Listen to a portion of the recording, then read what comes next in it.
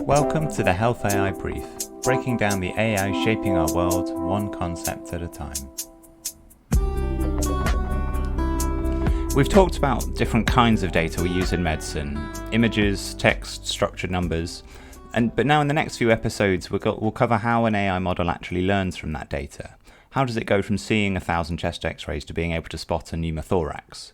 And what are some important considerations and pitfalls in this process to try and avoid?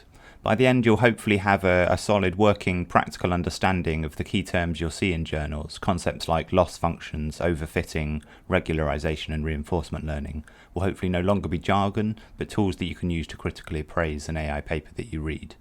But today we're going to start with a single fundamental goal of all machine learning and AI is minimizing error. That's it. Think of this as a trainee surgeon learning to suture for the first time. Their first attempt might be clumsy and messy.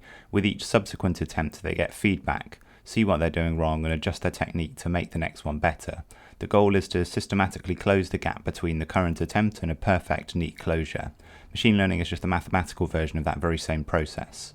The entire training process is driven by a model trying to get its error score as low as possible.